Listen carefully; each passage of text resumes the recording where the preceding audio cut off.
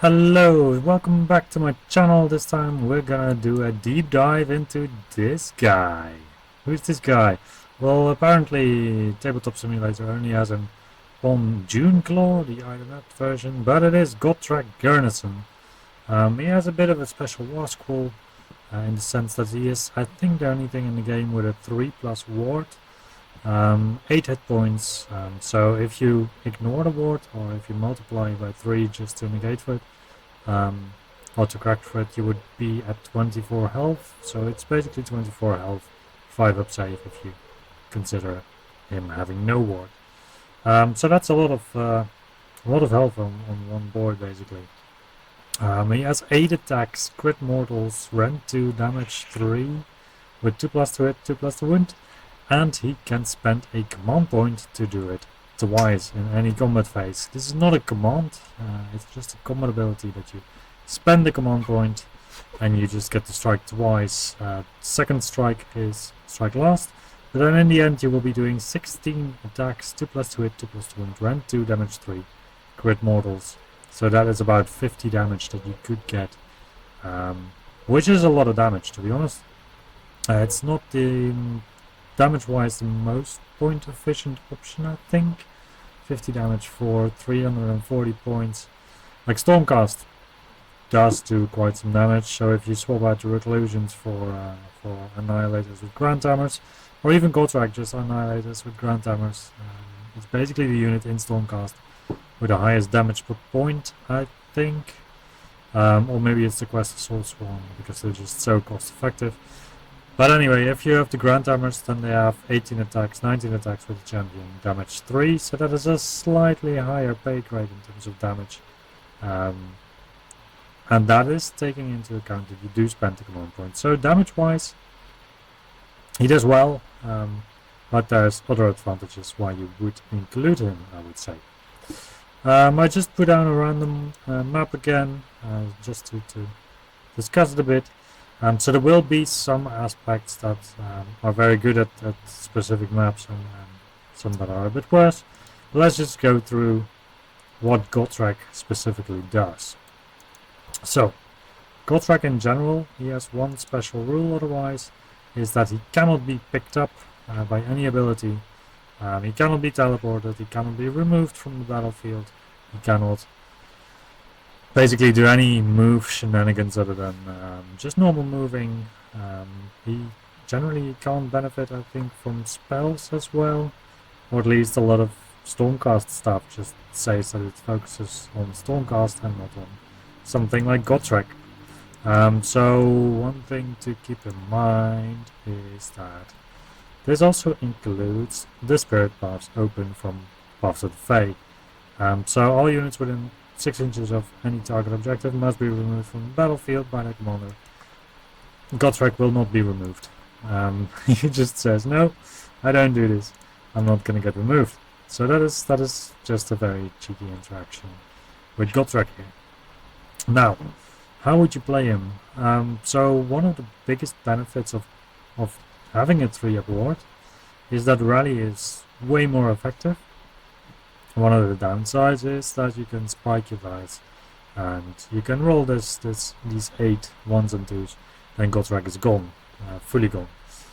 So basically you want to prevent at all costs that your opponent has a chance to get to the spike or just a reliable damage to kill Gotrek.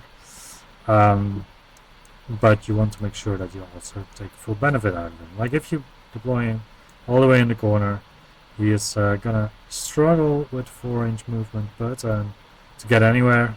Like 6 times 4 is 24. He would even struggle by just normally walking at least to get here. 5 turns even. So he would just don't put him in the corner. It's a bad idea.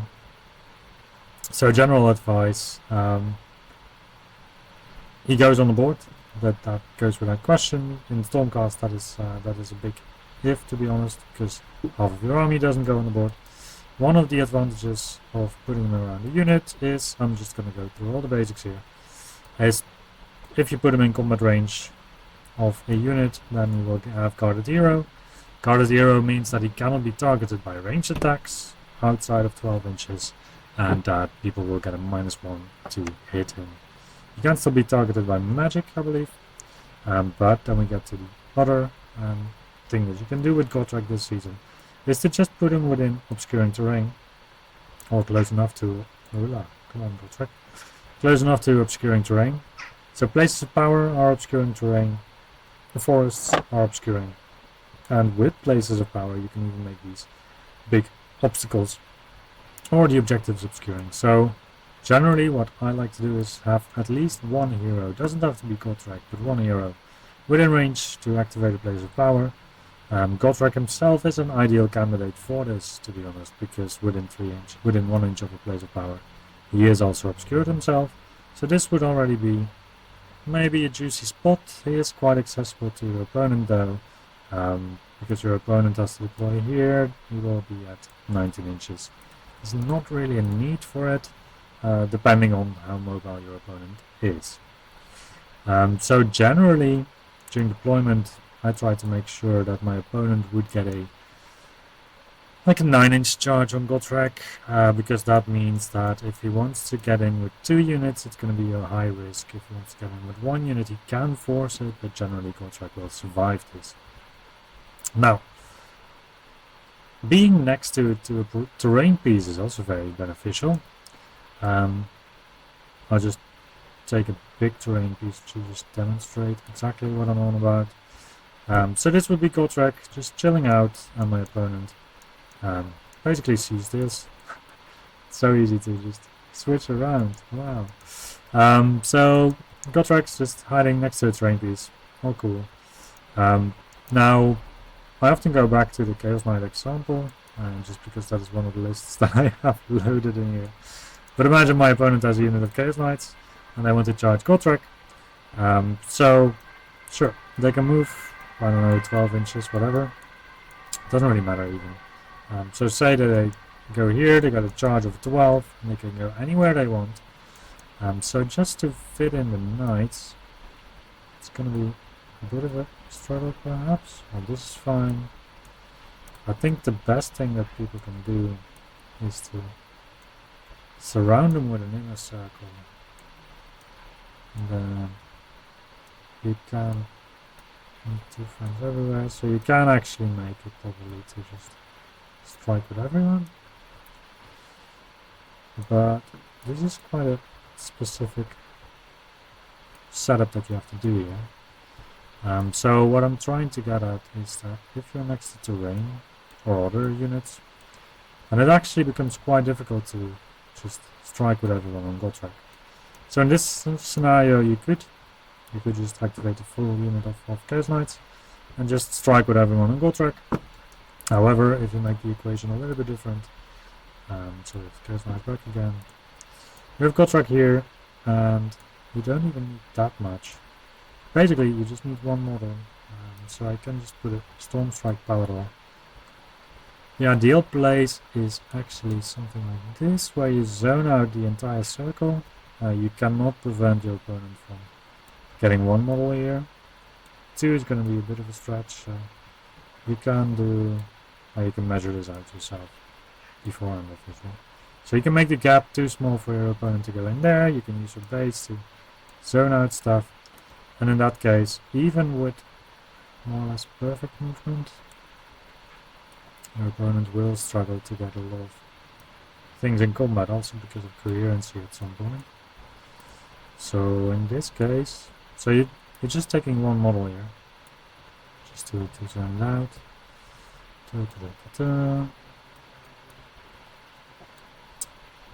Maybe you can get another one, but in this case this guy's not coherent, so you basically you zone out 2 guys with 1 of your own guys. Now imagine what happens if you just have another Storm Strike Power somewhere. So I did this once in a game where I didn't even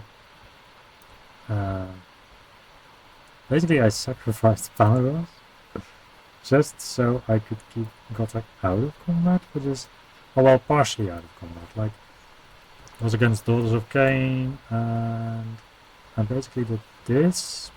So my opponent could access Gotrek in some way. But then again, if you can charge Gotrek like this, you have 6 knights that are Oh yeah, this is, well, I don't know what happened here. The ground has changed.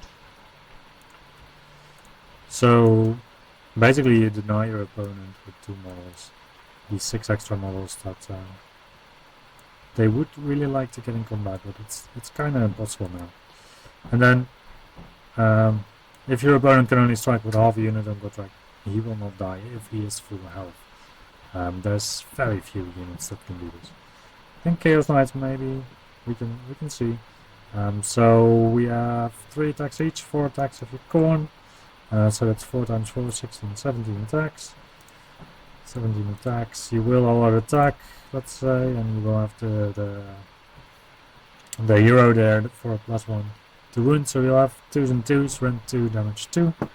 Gotrek will all out defense in that case, probably. So 2s and 2s, rend 2, damage 2, 6 is to save. And then this times 3 is 9 times 3 is 27. So on average he would die. I mean, we can make the roll, and then you see that he will die in this case. So in this case he will die, even to 4 Chaos Knights, which seems quite fragile. However, it's Chaos Knights on the charge. They deal damage like jumps. Now, this is one of the things that you can do with Gotrek. That probably doesn't seem very impressive. I mean, you can also put him in terrain, obviously, then your opponent cannot shoot him, and they also have -1 to hit. Best place for him probably is next to a place of power, because then he cannot be targeted and he has access to healing at the start of any turn, even if he is in combat. So why is healing so important for Gotrek? Mostly because if the Chaos Knights go in and they don't manage to kill him, you'll be at like, let's say you're at 7 wounds. 7 is a bit high, but let's say you're at 7 wounds, you're a little bit in a grind. Healing 2 wounds on the 3 apport save is actually like healing 6 wounds on a normal profile. So you're suddenly back at 5 wounds taken instead of 7. And those dice rolls on the 3 apport save, they really make a big difference. Because, I mean, it's just a lot of wounds that you need to do. So how to play Gotrek then? So we've circled around a little bit.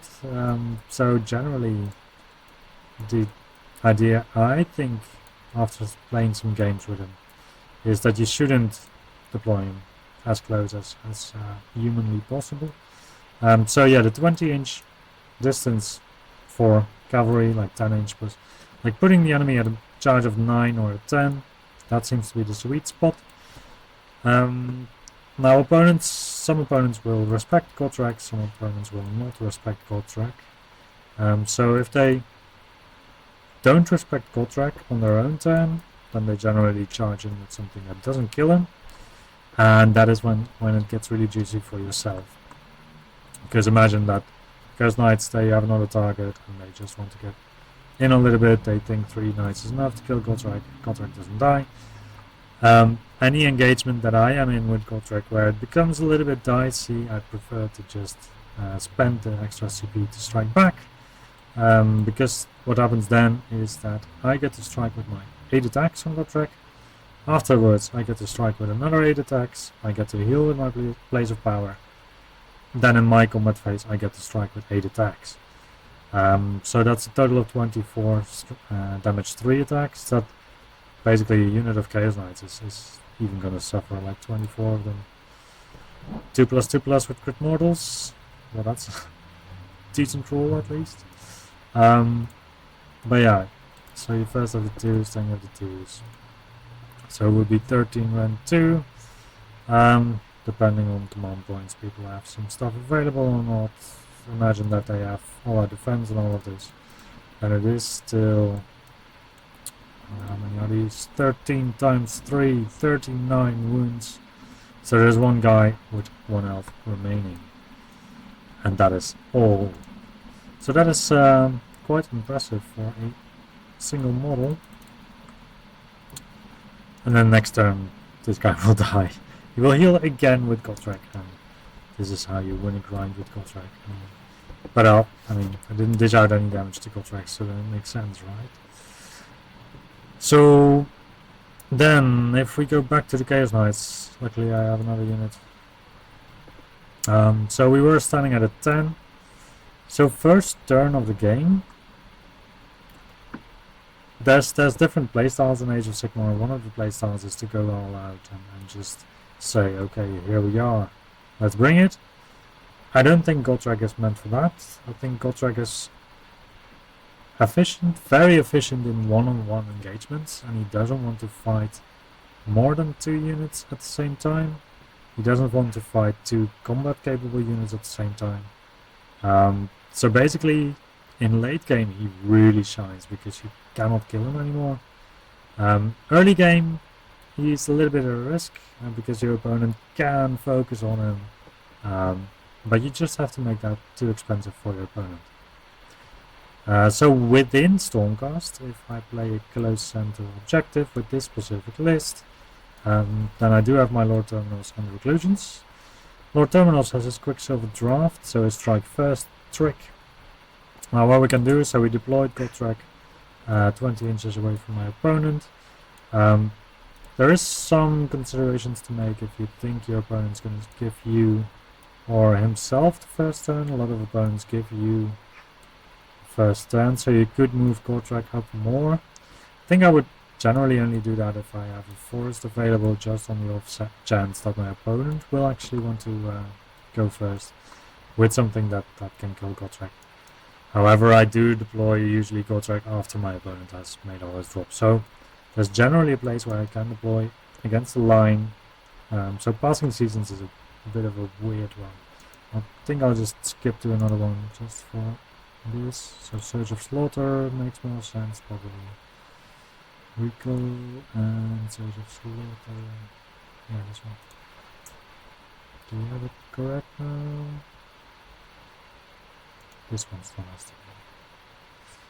Surge of Slaughter, there we go. So this is a bit different. So generally what you can do is your opponent deploys some stuff, doesn't really matter. They will have some threats, some long range threats somewhere on the board, quite likely. So deployment wise, what I like to do is still deploy Gotrek up to the line of where he can go because of his limited movement. But in this case you have an obstacle that basically protects you because your opponent has to go around it, so if he wants to go around, well, this guy can just move 10 and once again have a charge on a 9 in this case, so maybe you want to go a little bit differently.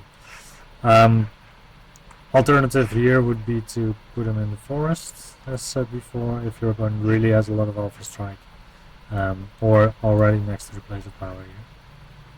So this actually isn't even a bad deployment, because you can also run him 10 inches onto the objective. You can make the objective obscure and go on it, and then cannot be targeted. However, you will be in the middle of the board. Now on a close objective scenario, like this one, I generally tend to want to drop the Reclusions and Terminals in the middle. If my opponent is also really focused on close engagements and doesn't want to spread out too much, then it can be viable for me to combine the two and include Gotrek in this circle. So then basically Gotrek moves up here a little bit. So this would mean that if my opponent charges in, they don't have to only deal with Terminals, but they also have to deal with Gotrek. So they have to end within 2.5 inches. That is not. They have to end within half an inch, so as long as I am within a 2.5 inch circle with all of my models, it is impossible for my opponent to charge me and not draw in the Terminals. So you can actually just add Gotrek to a unit of Reclusions for a really scary brick. The thing is a little bit that opponents can still keep Gotrek out of combat if they want to. However, then you get a wacky charge like this, more or less. So then your opponent doesn't have too much to strike on your Reclusions anyway. Because you get the first pile in, so you can even say, okay, this is fine, I'll just pile in this way with my Reclusions.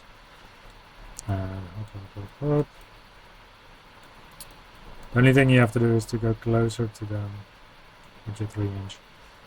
But you can pile away from this area if your opponent has some stuff there. So you can do some piling tricks, but you anyway still strike first. And then you have Gotrek in the middle, who can also countercharge. So having a countercharge on Gotrek is also quite nice.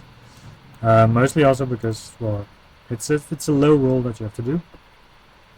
So, for example, rolling dice doesn't make a difference now.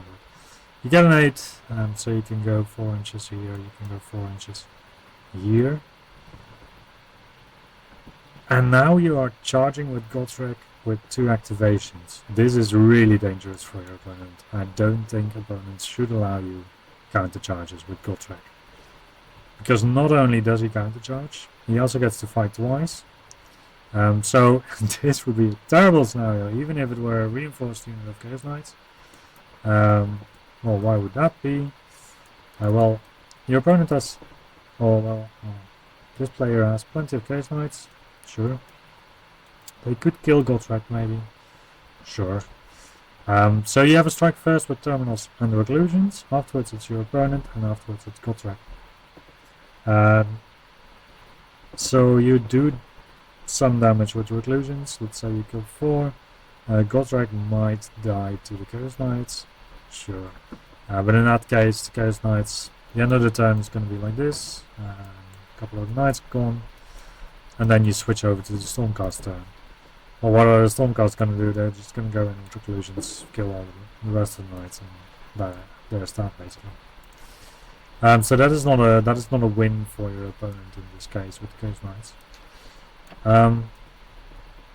So the alternative is to try and deal with the reclusions. If you give Gotrek the countercharge, so he first does his first activation, he can pile in 3. Then he can strike. Then he has a second activation, he can pile in another 3. And then he can strike again. So basically from your countercharge point you have a 9-inch 9-inch threat range to strike at anything else as well, as long as you pile in correctly. And to make that even worse is the next turn. Gotrek might even be free, and then you just catapult it out, and you can just go clear the field. So this is a really nice combination. It is very slow, so that is the only downside. You cannot teleport Gotrek once again. You can teleport reclusions though, and the Lord Terminals. So I do play the Stormreach portal as well. Generally, if I do this, I should still teach myself to put this portal a little bit more up, because in this case, if you would put it up well, then you have, let's see, 16 inches. Oh, that's even further than I thought. But you have 16 inches. Yeah. So he could go a little bit back still. So what you can do is you have your Knight Relictor. This is a Lord Relictor. Let's imagine it's a Knight. Circles are nice. So if you do this, generally the reclusions drop down on the first or the second turn. Your Lord Relictor will be able to go through the portal, go wherever he wants, basically within your contested area. Bank some prayer points, for example, 1. That always happens. So you bank some prayer points is the idea. Then you can teleport the reclusions with the Lord Relictor somewhere else. You can auto-run the Lord Terminals for 11 inches. Be within 6 inches of the Stormreach portal, teleport him. And then basically you have your reclusions anywhere else on the board, and you still have Gotrek contesting the middle.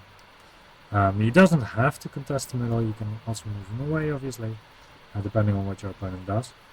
But if your opponent does not seem to have the damage potential to deal with reclusions plus terminals and Gotrek, this is actually quite a fair play, because it does bring up your Gotrek to the middle of the board. So just to explain, turn 1, you will have Gotrek here, you will have the Reclusions in reserve, Lord Relictors anywhere. So the rest of your army doesn't really matter in this play. So what you're going to do is you spend the command point first turn on command point to auto-run Gotrek. First you activate a place of power to give obscuring to the objective. You don't manage. No biggie, next turn you have another chance to do that. Imagine that it works. Oh my god, it works. You do auto-run then either with the knowledge or without the knowledge of whether this is successful for the obscuring Gotrek to the middle. If it isn't successful, your opponent can still only target Gotrek if they are within 12 inches of you. This is a mess now. So what you then do is you put your Lord Terminus from Deep Strike in the middle. This is going to be 9 inches away from your opponent. Gotrek makes part of the circle. You have to increase the circle a bit better than what I did now because I was being a dum-dum. It's more or less this. And then the last thing that you still do is you move your priest to a place where he can teleport with the portal, because you haven't used it this turn yet, to teleport him anywhere such that he is within 12 inches of your reclusions with some prayer points. Doesn't even have to be there. He can also be 5 inches. No, he has to be there. Sorry, he has to be there. He cannot move. So this would be the play then. So this is what you present to your opponent. This map is amazing for this. Especially also because there is an obscuring in the middle and there is a place of power here as well. So this is like the perfect map for Gotrek, to be honest. So your opponent now has a choice, even with Chaos Knights. Do I go in or do I not go in? I would say honestly the answer is you don't go in. Because even if you manage to remove one of these pieces, like Gotrek, the rest will just annihilate the rest. And if your opponent doesn't do anything with this, for example, they just ignore it, then you say, okay, this is fine. Next turn we reset the command points. 4 command points for me. I do my prayer with the Lord Relictor. I hope I don't get a 1. So Translocate in Stormcast is the unlimited prayer as well. So you can even try it with Erdan afterwards if she's also within the same range, basically. Like turn 1 you don't really want to oh no, it's Healing Storm, that's unlimited. I have been cheating a little bit. Well, Translocate is not unlimited, so you cannot do this. So Erdan, doesn't matter where she is. So you can Translocate this stuff, you can run with the Lord Terminals.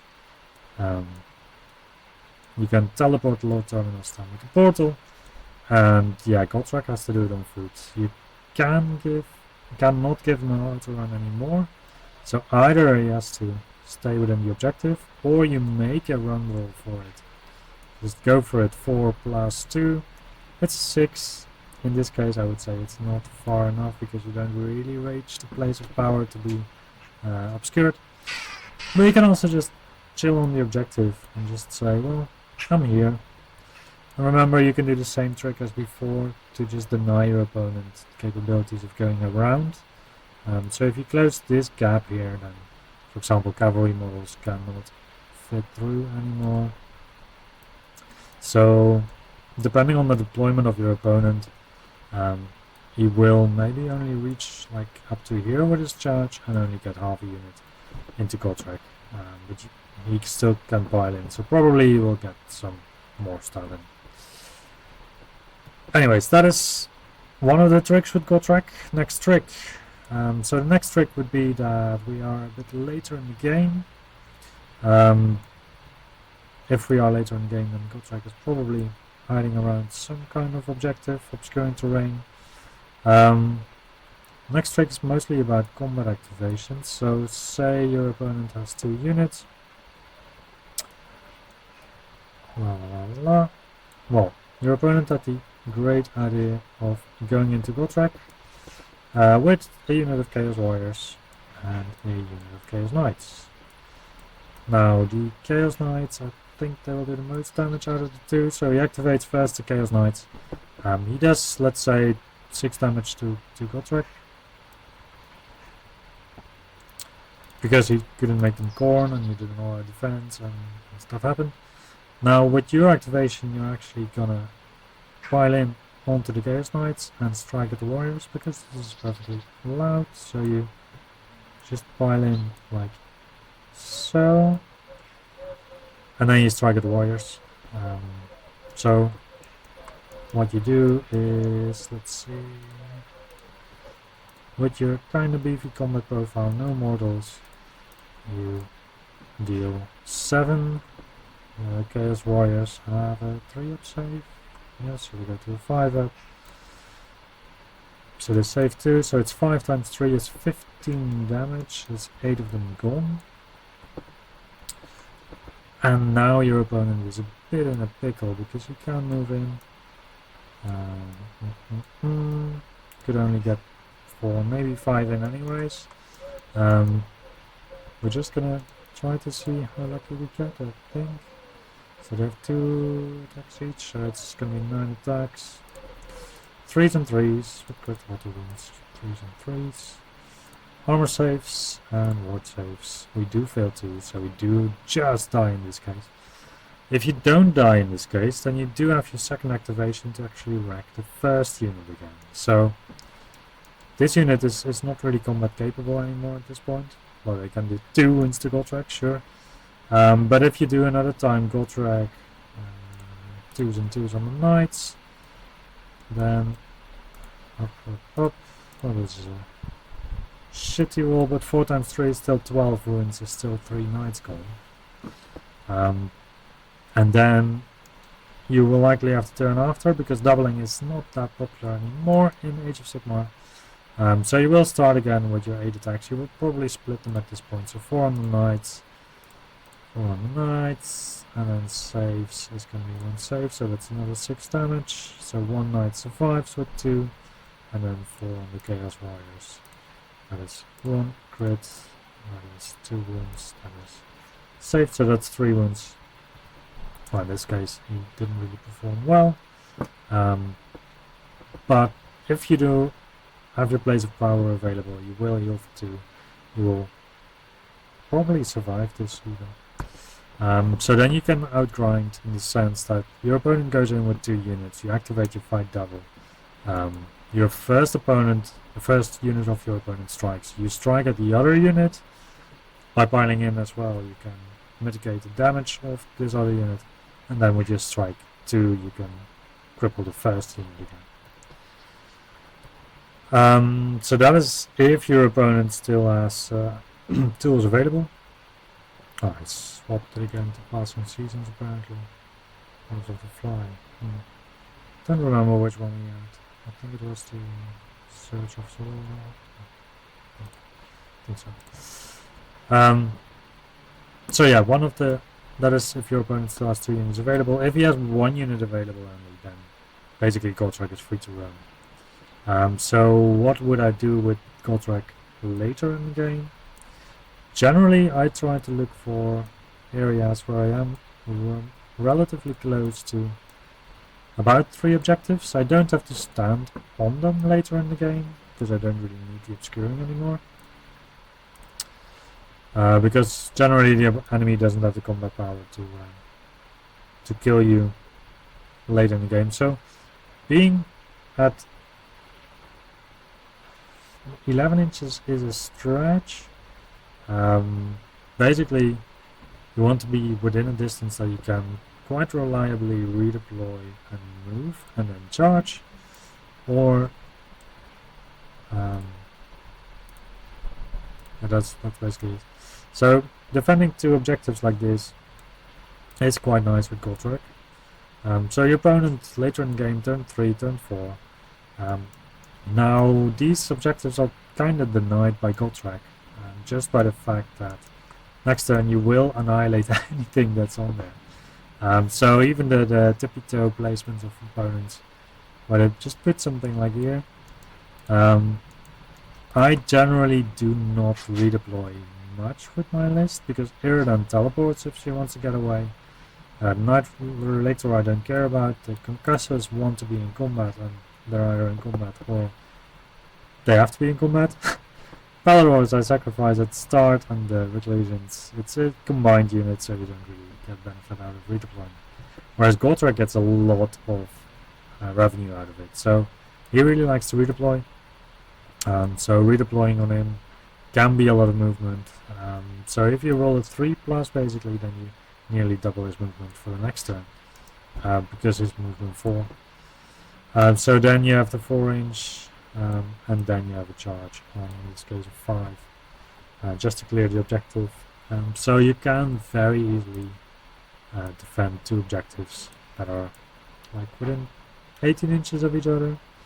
I don't know about every map if every map has this, but zoning out 2 objectives with 1 guy that is actually quite difficult to target is quite special. So remember that if you have any unit within 3 inches of it at that point, he cannot be targeted by shooting because of guarded hero, not of obscuring, but you can in that way actually make a zone for your opponent where you can zone out stuff for your opponent in terms of shooting and not being able to get shot, and you can still make sure that you get the board control, like in this example. So these guys are not in the forest, however they are within 1 inch of it, so they are obscured.